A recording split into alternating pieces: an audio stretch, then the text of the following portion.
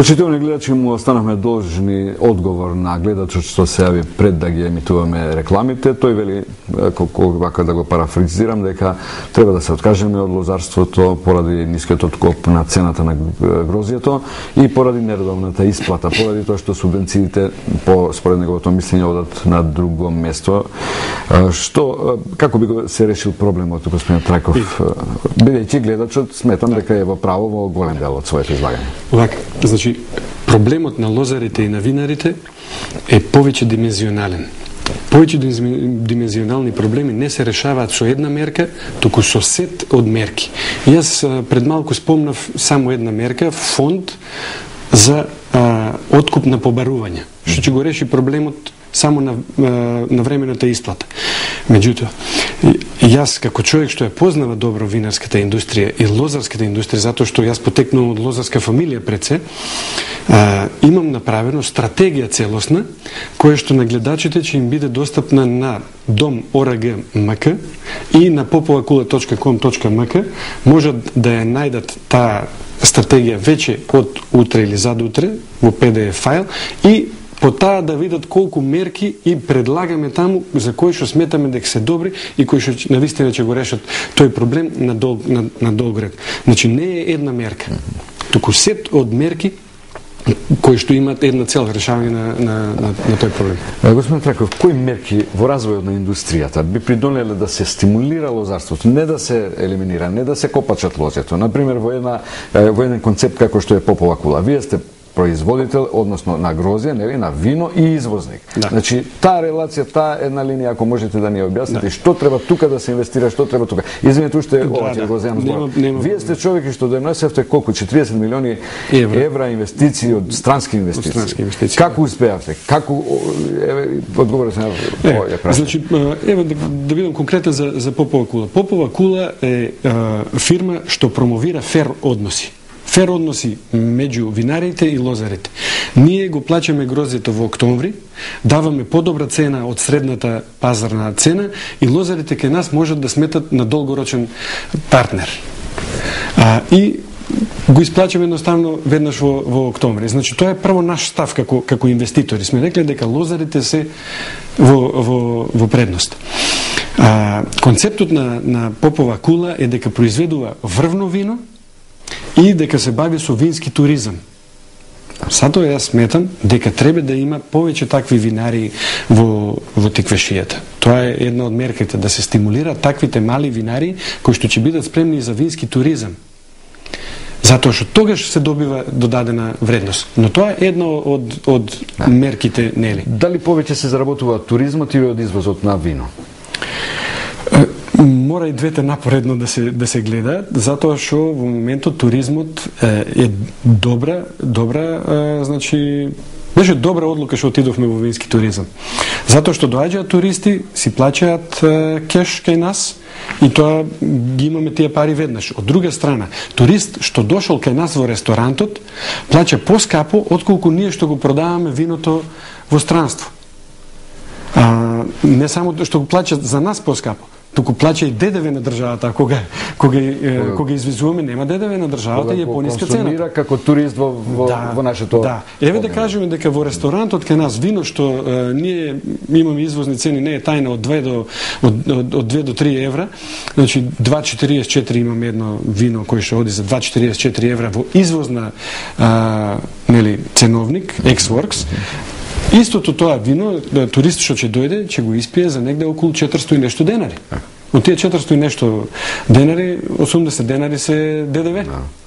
Значи, поентата на одговорот на ова прашање би била дека мора да се зафатиме со развојот компатибилно, да се развиваат неколку економски сектори, неколку економски дисциплини, да речам, значи туризам, економија, винарство, земјоделие, екологија и така натаму. Но видете, трговскиот дефицит е според последниот податок за 2010 година над 2 милиарди.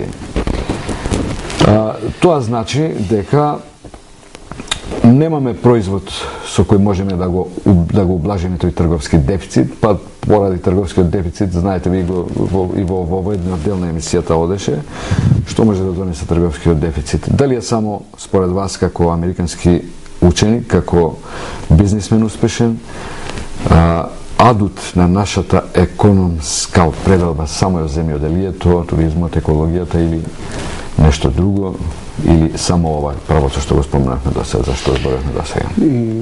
Не може да се одредиме само на едно. Мораме да развиваме различни индустрии, различни дејности. Меѓутоа, мораме да знаеме кои индустрии ги развиваме. Што е битно, а што е помалку битно, а што е најмалку битно. И да се концентрираме на таквите нешта. За нас во Дом е приоритет туризмот. И ние како Дом успеавме да го наметнеме туризмот како една од битните индустрии. Значи, во изминатите 4 години, како партиципираме во таа власт, не успеавме да наметнеме над поголемиот партнер во власта дека туризмот е битна работа. Како резултат на тоа, имаме Агенција за промоција на туризам, имаме сет од промотивни активности во странство и еве веќе оваа година се дешава нешто изворено. Ние оваа година ќе имаме далеку поголем број на туристи, поготово од Холандија. Благодарение и на приватни инвеститори, како што е еден Каратанова Турс од Холандија, Васко Коциров по потекло Струница, кој што носи туристи во Македонија и благодарение на неговите напори, но и на она што владата го направи, оваа година ќе имаме неделно ќе има 4 лета од Амстердам до Охрид и до Скопје. Тоа е значи една битна работа за туризмот. Така како што сметаме дека туризмот е битна индустријска гранка, мораме да економска гранка, мораме да ги одредиме и другите гранки и полека да ги работиме. И тука доаѓаме до едно, се враќам назад на она моја теза, да го градиме пазарот во економијата. Едно мое размислување што сакам да го споделам со вас и со гледачите е следното. Ние живееме 20 години во една транзиција. И во таа транзиција, ние бевме во едно социјалистичко општество и еден ден се разбудивме и рековме, ние сакаме да одиме во пазарно општество, во пазарна економија. Но како само со добрата волја влеговме во пазарната? Не. Ние во моментот во Македонија имаме квази пазарна економија. Јас се нарекувам во моментот квази пазарна економија. Значи, од социјализм отидовме оваму и сега не сме во тотално пазарна економија, меѓутоа не сме ни ваму ни таму. Не сме ни ваму ни таму. Ако погледнете, сите политички партии во своите програми имаат кажано дека ние се заложуваме за пазарно општество. За пазарна економија. Меѓутоа никако 20 години веќе да дојдеме до пазарна економија која што би требало пазарот да ги реши работите кај нас, економските работи, ако се ориентираме веќе кон пазарна економија. Меѓутоа, ние не овозможивме на тој пазар на вистина да ги искаже позитивните работи. Затоа што пазарот носи и негативности.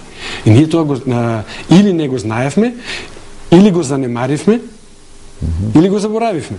А што треба да направиме, господин Трајков, кога пазарот, знаете, таа е позната дефиниција и секој лаик во економијата и наблюдувач од страна би рекол, пазарот ги регулира сите односи во пазарната економија. Да, меѓутоа и пазарот е регулиран. Пазарот, една проста дефиниција на пазарот, дека е место кај што се сретнуваат понудата и побарувачката. Да, но ако е регулирано место, тогаш креира вредности за општеството. Меѓутоа, ако е нерегулиран пазарот, има тенденција да ствара негативности. И тоа го гледаме, го гледаме во пазарот на зелени производи. Ако го дефинираме така како пазар на зелени производи, нашиот пазар за зелени производи е слабо регулиран и слабо поттикнат. Значи треба тука да делуваме.